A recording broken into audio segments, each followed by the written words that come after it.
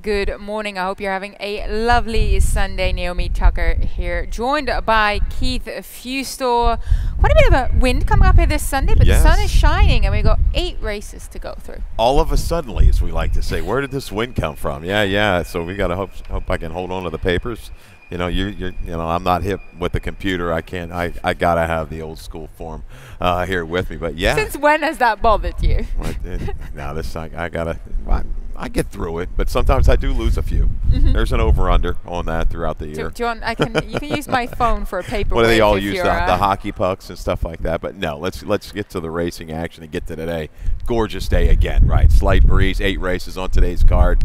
Turf, dirt, we've got it all. So yeah, let's hope we can have another day like yesterday. You had an absolutely stellar day yesterday. I actually forgot to ask how many of your top selections came in, because it was almost over half of the card. It might have been 5. Yeah, we were right there. We were around it. Saw the ball. But you know, you have days like that where you really kind of see it. And going into the card, I talked to a couple of guys. I like it. Yeah. But you know, it's how things going to unravel. You never know. It's such an imperfect game. But yeah, hopefully we followed along, made a couple bucks. We'll see. I started a new game later on, going, make sure that you know that this is Keith Fustor's top selection, because he's on fire today. You kept on handing out these winners. So let's hope both of us are going to have just as a good day today. Of course, next week, less than a week from now, Fall Festival coming your way. 5 stakes, the races, $600,000 in purses. 2 races for the juveniles that I'm very much looking forward to. 150 grand each, both mount 16 on the turf for the juvenile fillies and for the juveniles. So just a lot to look forward to again. But let's have a look at what we're coming up against today. Track conditions very solid here. Fast main track, good turf, 67 Fahrenheit. It really seems like the perfect condition for the thoroughbreds here to really give their all. You can see the rail being out there. The rail does change per race. The first turf race will be the rail set at 87 feet, and then the second turf race at 35 feet. So do have a look to make sure you know where they will be placed. You can see it's quite far out at this point for that first race. Turf course, yeah, it's huge. And I tell you, I was talking to Tim Tulloch yesterday. This is as good as I've ever seen this turf course right now, man. It is plush. It looks really good, keeping it a little bit longer. But I tell you, great condition, and you know, hats off to everybody, you know, taking care of the main track and the turf course right now. Looks really good. I wholeheartedly second that. The turf course looks absolutely phenomenal, and we keep looking at how the main track is playing with that new service, but you have been given good feedback. Did wonder if there was a bit of a speed bias at some point, but it does seem that we have seen horses closing as well yesterday. Leveled off a little bit better. Still deeper closers. It's still a little tough. You know, we'll see as things get worked in on this racetrack if it does change. But yeah, it's, you know, I kind of got fooled yesterday. I like Gentleman Joe, and then I thought Armando R, a deeper closer, would make. He just didn't make up any ground basically whatsoever, top of the stretch home. But Gentleman Joe, you saw the aggressive move by Acosta, carry it, and just got that narrow decision at a good price. But yeah, I think you've got to hedge towards things being within 3 or 4 lengths maybe at the quarter pole on this main track. Yeah, but I do believe in general, if you look at dirt racing overall, percentage-wise, that tends to be where most winners will come from within 3 lengths off the pace, the way the dirt tends to play out. Of course, turf, completely different ball game, and that's what we're going to kick things off with here in race number 1, also start of that early pick 5 sequence. Mount 16, the distance here, and as I earlier highlighted, rail set at 87 feet, maiden claimer 16 to 12,500, and we'll start with your top selection here, Keith, L'Artiste for Michelle Nevin. Steep drop in class from that maiden 75, the maiden special weight that he's been running up against, Saratoga, Belmont. I was looking back at his last race because I was just wondering, did anything go wrong? What to make of this runner, to be quite honest. He was 5-4 wide into that first turn, chased another 5-6 wide home, and then just kind of got tired. So in a way, a little bit of an excuse. I wasn't completely sold on his efforts, and hence I use him underneath. But based on the class relief, you'd say that this 3-year-old might just be the horse to beat. Yeah, Jessel's going to take a lot of play. He's been beaten favorite, 6 of his last 7. He works here at the mile and a 16th. He'll just kind of chase and make a move into it. Will he be good enough to get over the hump today? We shall see. But L'Artiste, just a fresh face, and I thought last time out the jock really had no interest. That horse was wide and just turning for home. really kind of tentative. I don't know what happened there. Maybe something just kind of didn't fire at all. To be honest. didn't fire at all. But I thought the debut wasn't bad on a course that had some give to it. There's some really good horses. Horses came back and run big numbers, dirt and turf. I mean, the winning buyer for that race was an 83. And if you just kind of watch him in his own little race in that debut, he was giving effort. And I think good enough against this group with the drop. I like to see him aggressively handled and go towards the front today because there's not a lot of true pace. And he showed a little keenness in that debut. So we'll see what kind of tactics Charlie takes. But I got to try to beat Jessville. Yeah, no, I understand. Jessville has been beaten in his last 15 starts. I kind of grudgingly landed on him just because I know that he was going to give an effort. Did get stuck on his left lead last night, which might just, stopped him from getting that fresh, burst of energy that he needed to topple the winner that day. He is quite exposed. So it was to me, it was very close between the 2 and the 3 Lartiste. Because I was also wondering, you were highlighting that debut race, if because that was, such a good field, if his numbers got pulled up a little bit by running against that tougher field. Sometimes, in my opinion, that happens. But he does seem the horse to play in here, being less exposed.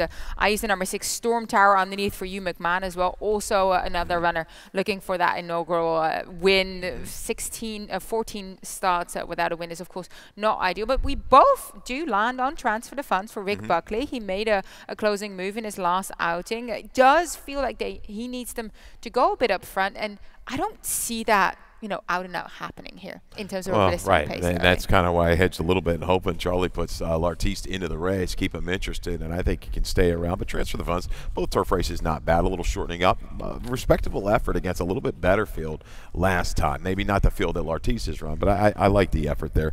Shortening up a 16th of a mile should work. Yeah, race number 2, optional claim is starter allowance. Start of the early pick 5, and I know that you handed out a winning ticket yesterday, Keith. Are we going to get a winning ticket again today?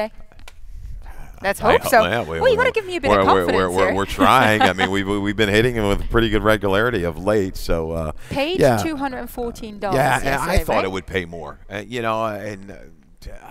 was a little surprised. I know we had one kind of solid favorite. Angry Man got bet down quite a bit. Was like even money 6-5 and then dropped it 3-5. But look, Gentleman Joe took a lot of late money. We talked about that winner. He was like 7-1 in the gate, dropped the 9-2 when it was all said and done. But I did think that combo would have paid more. Anyhow, on to today for the early pick 4. 1, 2, 5, 6 to get you started. I guess your value in here would be Curly Fox. Race 3 deep with the 2, 4, and 6. Race 4, we're going to use the 6 and the 10. I like a great affair in there. And 6 furlongs on the turf. That's our first one, right, so far? Being back, the 6 furlongs on the turf, and the 158 will wrap it up in race number 5. A little bit more costly, $36. I see a little bit of value in there. Not an easy sequence. It's a little bit deeper ticket. Yeah, but let's hope that we do get a little bit of value there. $36 flat. Optional claim and starter allowance here, 1 mile on the turf. Do you have a video spotlight on your top selection in here? That is the number 6, Be Determined. In his race a couple of starts back, where he did sit a lovely trip on the rail for a good bit, but then he was forced to wait until the rail opened. But it didn't really look like it was about to open. It looked a bit precarious for a little bit, but once it did open, very impressive. Yeah. I mean, this horse is in very good form. Yeah, improving. And not really terribly intimidated, a little bit hesitant, but man, I like the heart to get through that. That spot in Forest Boys just matches up perfectly with this guy and goes clear. Most recent effort, very good again. This horse likes to kind of sit inside, bide its time a little bit. Doesn't really need everything to develop up front. He runs his own race. He works out a trip. I like this horse right back. He comes out of a little bit better field. I'm going to use the 6 and the 5. Be yourself. They're going to come from off the pace. That Takafumi race was good. Takafumi had run well in allowance, came back and ran well, and in another allowance next time out with a buyer, I think close to an 80. That works for me. So I think an interesting horse in here is the 1, Curly Fox, talking about the pace of the race. There's not a lot. First time Kieran. I think you're going to see Carlos Lopez go to the front. He can stay. He just has to improve a little bit more to beat these. Yeah, and you also use Order for Porky. I had him on and off my ticket. I ended up leaving him off because I wanted to include the 8 in here as well, because you were talking about pace. Just in the nick of time, could be the one to go to the front and be unbothered there from the outside. But let's talk about the number 7, Current, who's coming in here for trainer Raymond Hannell first off the claim. does feel like he needs a bit of a setup, a strong pace to be as effective. But if you just look at some of his figures, they simply are better than what some of the others in here have shown. No doubt, dominating. If he brings like a B+ effort, he's probably going to win this race, right, Naomi? But, you know, claim for 35, they wait the appropriate. I'm assuming that's the appropriate time out of jail or whatever. Right, it matches up perfectly to today.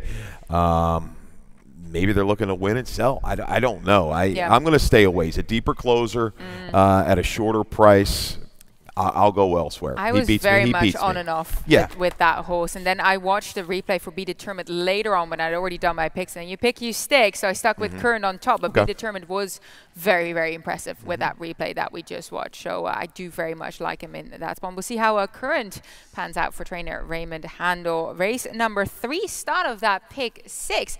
Do you know that our analyst Callie Francois created a ticket for us? Let's have a look and see how she plays it. She goes 2 deep here in that first race. She uses the 1 and the 4. I'm a Starboard, as well as the number 4, the Walk, who I know both you and I have on top as well. And here and then race 4, she also goes 2 deep here. And that maiden 16, Hair of the Dog, and the number 6, A Great Affair. Both also the horses that are my exact. But of course, maiden 16, 6 furlong, as you highlighted. Got me tricky. I do hope land that one. And then in race 5, she spreads a little bit, going 1, 5, and 7. Race 6, she goes 4 deep, using the 1, the 2, the 3, and the 4. And then in race 7 and race 8, she goes for the pair of 3 and 9 in race 7, and in race 8, the 6 and the 8 for a $38.40 ticket, which I think definitely can get you through today, and it can be a nice little play to make this Sunday. Let's talk about this first level allowance coming your way in race number 3, 5.5 furlong sprinting distance. Well, Keith, both you and I are very much sold on the number 4, the Walk, for trainer Damon Di Lodovico.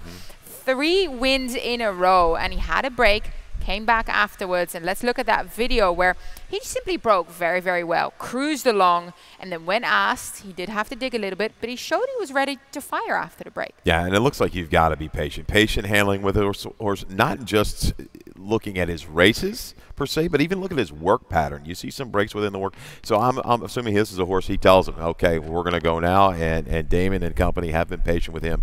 And this is the right kind of first level allowance field to find, right, off of this sharp race. Bernie's on Fire is a quick horse. He was able to take the measure of that one, secure command about the 16th pole and go clear.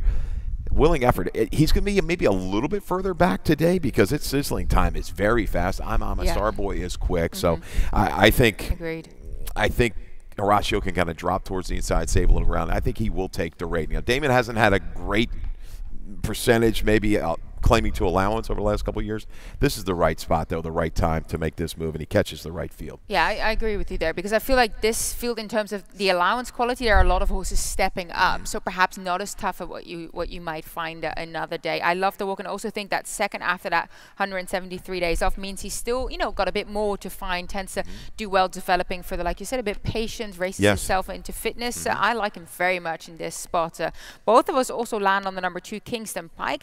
Quick sort of 10-day turnaround, 3rd race in 17 days, I believe, so is heavily campaigned, but he's tactical and only lost last time out against open claimers just by, what was that, 3/4 length, so clearly is doing well and is taking to it. Ariel Saray, man, the horses, they don't even cool out, and they're back in the entry box. I mean, these horses run. Joyful Noise, Kingston Pike right back at you. He rode the wave of the racetrack. He was on the best part last time. New Frontier was able to control it, but all in all, this guy's a pretty crack old veteran sprinter. He's gonna like the flow up in front of him today. He's gonna rally into it at the 5.5. I think he can be a major player from off the base. The 6, I made the morning line favorite. I'm thinking people might look and see a perceived drop. You see stakes on this horse's page, grade 3. Then the recent Bullet workouts, first time gelding. Another one. He's turning back. He's been running well longer. Now sprinting. 5.5 it might be just a little too short, but those works are sharp, and he's going to get the flow. He looks very sharp coming into this, but 5.5 cut back from the mile, and an 8th, the Federico Tessio, where he did very well 2 starts ago. He's now a gelding. I think this seems to be a race to get him back into the swing of things. Is he capable on a bit of backlash? Possibly, but I'm agreeing with you. If it would have been 7 furlongs, I would have been much more sold on him here in this spot. I do really have a lot of time for this horse, but I think they're possibly planning on just setting him up for some other targets down the road. Yeah. So move along to race number 4 here. Maiden claiming 16,006 furlongs on the turf as well in this spot for race number 4. Both you and I landed on the same horse again here. The number 6, A Great Affair for Robbie Bales, is dropping back down from that maiden 40 race last time. Has been campaigned in maiden 25 before that, but he has speed. He knows how to run on turf. We know the Colonial form has been holding up very strongly. I think he's going to just try and dominate in here. Yeah, this horse might be a touch lower too when it's all said and done. Chased a really fast horse in all 3s last time out. Those internals were very quick. They had some quick times down there, but you're coming back to the 2-back race. That was the race I saw, Naomi. I went back and looked at it. Was up with the pace, had to steady ever so slightly into the turn, but gave up a length or 2 into the turn and came back willingly. I think at the 6 furlong distance, a distance where it's an interesting distance here. We don't run it a lot, and I want to hedge towards horses close, not the deep closers, because I think if you got a little bit of pace and a little bit of stamina, you can kind of sneak away on the turn and save enough late to hold off these closers. And I think that's what a great affair is going to do. I think he's going to be able to prompt the issue of Hair of the Dog, maybe rest command top of the stretch and go along with it. Yeah, no, I agree with you there, and I think that this just seems a race that's really panning out for him in this spot. I do like Hair of the Dog. I use him in my exact here for Miguel Vera. Showed a fair bit of speed 2 starts ago. Was trying to continue holding on. Only got beaten by a length. I wasn't that taken with his last race. Kind of put a line through that one. But if he comes back with that race 2 back, he's certainly going to pick up a check. Yeah, no doubt. He's going to be sent from the inside. I can't see any other tactics for him when you really look at the field. He's going to go with Carlos Lopez. I'm hoping the 6 can make a move into it, sustain and go on. If you're looking for a horse in the back of the pack, I think you got to look at Satchmo. Had the race going long. Horse came out of there to run okay at Park, so I think maiden 16's a decent number. This is the horse that's going to benefit from the flow up front. Yeah, well, this I thought he was quite interesting in this one because he's turning back from the longer races that he's been campaigning over in the last 3, but he hasn't really seen out the trip in his last 2, although I also kind of attributed that possibly to being on the main track. So I do wonder, cutting back in distance, I think it's going to help him, but he will have to rally into it late. I don't think he's going to be prominent first at all. But perhaps the 6 furlong for that is a little bit better than the 5.5, where we do know that tends to see like you have to have that turn of foot late because it's not that long of a stretch coming in from that bend. So we'll take a quick break and we'll be back with the ladder section.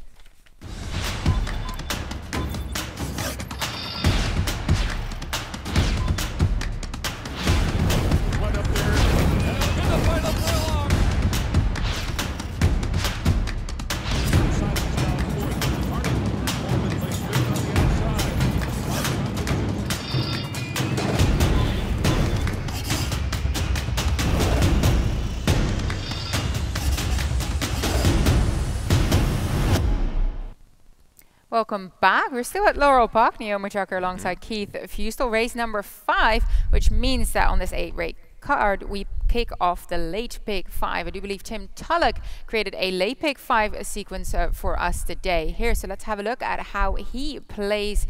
Oh, excuse me, was the late pick for my bad there. So it's 5.5 furlongs on the turf here. We'll have to wait for Tim's ticket. Will be coming up later, which is actually right here. Yeah, apologies for that little bit of confusion there. 5, 6, 7, and 10 is how he kicks things off. 1, 2, and 4 in race number 6, and then in race number 7, and the 9, 5.5 furlongs on the turf. That first level allowance race. I'm kind of looking forward to that, and he uses my top selection as well, the number 7. Fair catch for Bruno Tessor. I really think that the pace is going to play out for him very, very well. Race number 8, the final race on the card. The 6 and the 8 he goes for. Actually, the number 6 is my price play of the day, Claire's Darling. So I love to see that he uses her in this spot too. $24 flat to get you going. I don't believe it's a day for singles. We've seen that with the Callie's tickets, yours and Tim. It's tough to really pin down one horse in a race, but that also means that possibly we'll get some value. Let's get going with race number 5. Fillies and mares 3-year-old and up, claiming 16 to 12.5 thousand. Non-win is at 2. 5.5 furlongs the distance. And let's look at the number 8, You're Doing Fine, who you have on top. I use the number 8 underneath, but we look back at the Mountaineer race 3 starts ago on the turf. Did set kind of a nice sort of mid-pack trip and then started making a kind of like a sharper move around the bend. You see him there on the inside. Might be the first time we went to video spotlight at the mountain. Nance. I think we've had one before. Have we had a Mountaineer spotlight? I think so. Well, we've got one. You're doing fine. I've watched the races for Mountaineer before, for sure. Two-turn race here. She got a little trouble into the far turn. She had to steady ever so slightly. I don't like that she stayed on her left lead, but she finishes up well. But you look at that race. You see the winner, Nelliesford. Okay, Nelliesford, just solid. 3rd place finisher, a 15-time winner. What is this? A 2 in life.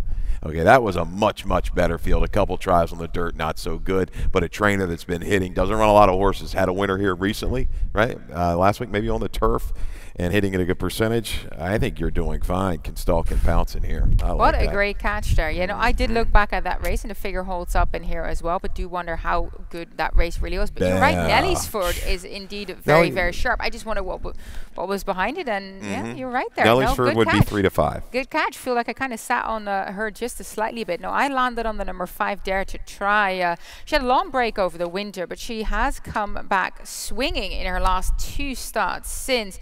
Now, she wasn't able to muster up more run late going a mile at Colonial. I think the 5.5 furlong here will help her out. She ran very, very well coming back after that break over 5 at Colonial, being, you know, pressing the issue, being on the pace. So I don't think that short distance is going to pose any problems for her. I agree with you. Again, battled through some pretty good fractions. Got clear, just couldn't quite hold on. You've got Forest Boys. You know what she's going to do. I think she's going to take a little bit of a rating, hold it just off of it, and bring the finish here at the 5.5. Yeah, I like Dare to Try in the exactas. Yeah, both of us use peculiarity underneath for trainer Hamilton. Hamilton's had a double the other day. He's flying here. This will be her first time against winners, though. But in her last race, now that was an off-the-turf event, so was still a 9-horse field. She absolutely just took them there. That looked like an incredibly easy feat. Now, we know it was only the maiden 10, but to win by 9.5, very encouraging. Yeah, and they've been trying to get her on the grass. We saw that with a Hugh McMahon horse over at Pimlico multiple times, just couldn't get it done. Races were washed off the turf, and when she got to the turf, she won, and she has gone on to run well in allowance races the horses in, I think, on Thursday. The name is escaping me. But anyhow, I like that. Not a whole lot of speed directly to her outside. All systems go from the rail for the 1. Yeah, I agree with you there. And then you use the number 7 underneath as well. America's Woman for trainer Donald Bart. Charlie Marquez, she was very fast rallying sort in her last time sprinting. I feel like possibly that closer race is highlighted more by the shorter distance than when going along. Yeah, big field. And I think she's going to be able to save more ground here as well, though. I don't think she's going to be hung out quite as much. Maybe move up, kind of find some cover mid-turn, and then bring a finish from there. So I think the flow is going to be right for her. Yeah, race number 6, a 2 other than optional claim. 1-turn mile here at Laurel Park, and you landed on the number 2 Prince James. I do think that we have to mention here that there were a couple of scratches that were very significant. The number 5 Shackled Love is out, the number 6 The Poser out, and for me that meant the whole pace scenario in this race seemingly might look different. But let's start with that video spotlight that you picked out for Prince James. We're looking back a little bit further. Had to fan very, very wide down the lane to get a run. And it kind of looked like he was starting to run out of gas, but then found more when everyone else was starting to struggle and started really gaining on Money Ride. Yeah, Money Ride was able to control things up front. And this guy has come back off a little bit of a break, ran a Colonial against a good field. Got further back. They won't be blistering like that in this race. I like him at the mile distance. Again, shorter field. He can stay within range and just kind of grind it out. This 4-horse field, this is going to be a good horse race. I mean, don't worry about they're all quality horses. You know, I really could say, I hate to say, like you say that all the time, anybody can win it, but anybody can win this race. I think Closer Look might be aggressive from the inside, but Prince James, youngest of 5, has run well at this level. He's coming off a very good try at Timonium, so he's probably going to be very sharp and want to be up towards the lead here. Yeah, that was my thinking. I changed my picks because of the scratches here. That youngest of 5, I think either he's going to be on the lead or get that perfect sort of toe into it from Closer Look on the inside. So I thought that he's really benefited from the fact that the speed on his outside isn't there anymore and isn't going to pressure him. And indeed, I like that Timonium race. I think that sharpens him up for coming in here and then going longer again. Yep, I agree. Yeah, well, the number 1, we already talked about it. I thought that you were going to be on board with Tusk here. I know you've been a fan on this horse for quite a while. Both of them use him, but you don't see him coming back to that near career best 92 Bayer he ran on the main track at Pimlico 2 starts ago. I feel like I don't know if he's still going to come back with such a good performance. He ran incredibly well, back-to-back wins here. I just don't know in terms of the pace setup if this is going to work out for him. That's kind of my biggest concern, but if he's got him in range, you saw the race a couple of races back. They didn't go very fast, and he just wore them down late. So, again, very little splitting these horses. Yeah, I agree with you there. Race number 7, 5.5 furlongs the distance on the turf there. Another first level allowance coming into this. And we'll start by a horse that I ended up not using, but we'll talk about him. The number 2, By the Say Shore, for trainer Michael Trombetta. 3 starts ago at Pimlico. That was his last time on the turf. You can see him right there. Kept taps on, the leading group. He's right in the midst of things there. Had it for a second when coming down the straight. I thought this was a really sharp rolling move around the turn. This was into a quick horse, pushed to start Sugar Daddy, and just, maybe a little wide and maybe a little too soon. I don't know. But, I mean, he gets lead. This was off of time. And gets a pretty good group. He just can't quite hold on. Gets beat 3 parts of a length. The 2 trials on the dirt, he's back to his best surface. I would have liked to see maybe Federale stay in a little extra flow, but he works here. And this number came up a little bit light, but Gins and Tins, some of these horses, they're a little bit better. Gins and Tins been red hot. He's been kind of rolling at Delaware. I think he went up to New York and ran a very respectable race. So By the Seashore does hold some value in here, but we're both on fair catch. It looks like he's the controlling pace. It does. That's the reason I landed on him as well. With Federale being out, that really benefits Fair Catch as being the main pace. Dangerous with a good high draw as well. Now does step it back up to this level. But he's ran at stakes level and those tough starter allowances before. So I don't feel he's out of reach with this at all for trainer Bruno Tesoro, who's also been very hot here on this circuit. What about Prince Pear, though? I use him in my exact 2 starts ago. He proved himself between a next out stakes winner in Grateful Bred. He also bested Mada, who then came back to win 2 consecutive races, 1 at Saratoga. I mean, these 2 horses were on fire. Prince Pear has been running very well. Yeah, in Delaware, you see horses on that turf course. I think it's a little bit different, and some of them just go up there. They don't like it at all. Really no kick down inside, but you're right, a little freshing. Michael Merriman doing well. It looks like he's got a bright future here ahead of him. So got a winner yesterday, so that was good. Congratulations to him. But Prince Pear certainly works from mid-pack, yes. Yeah, he does work for me as well. Final race on the card, race number 8, claiming 16 to 12.5. 4 fillies and mares 3-year-old and up, 5.5 furlongs on the turf. We'll start with your top selection here. That is the number 4, Hello Gracie. She very much improved on her last start, went back on the lawn, just lost to Claire's Darling. Claire's Darling's my price play in there by half a length, but she was closing very strongly. I do feel she's the type that does need that cleaner trip to keep on rolling. Might have even a little bit more speed to set things up for her today, but had to work through a little bit of traffic. And you're right, sometimes when you're a little deeper closer, you got that longer run, you've got to worry about that. She kind of ran up on a wall of horses, was lucky to angle in and keep going. Really made a good late surge to just miss. But even your top selection and a horse I'm going to use, Claire's Darling, looks like she's thriving right now on the turf. She didn't have the easiest of trips either. She kind of broke a little slow, had to move up, drop in behind horses, but boy, she spurted away pretty sharply there, leaving the 8th pole and held on late. So I think she's right back for another good try. 4-6, 8-5, and kind of a wide open finale. It does seem pretty wide open. So hence I'm hoping that my price play is going to come in. She's indeed fast enough to take them all the way, but can also sit. So that gives Horatio plenty of options in here. Both of us also use the number 8, April Ness, for trainer Jamie Ness. Carlos Lopez, also high draw and plenty of speed. Yeah, and likes to fight. She doesn't mind being right there with another horse the final 16th of a mile. Her positional speed is good. It works against this group. She's a stayer. Yeah, it's tough to leave out of your exactas and tries. Yeah, no, fun day of racing coming your way. Again, 8 races starting at 12:40 p.m. First post. Of course, I will be back later this afternoon, and so will Callie Francois and Tim Tullock. And Dave Rodman you will hear next with scratches and changes. And you'll keep an eye out on things from up in the booth. Absolutely. Do our press best. Box, actually. Up in the press box. Up in the press box. That's all right. Good Go luck, up everyone. and see the hammer. All right.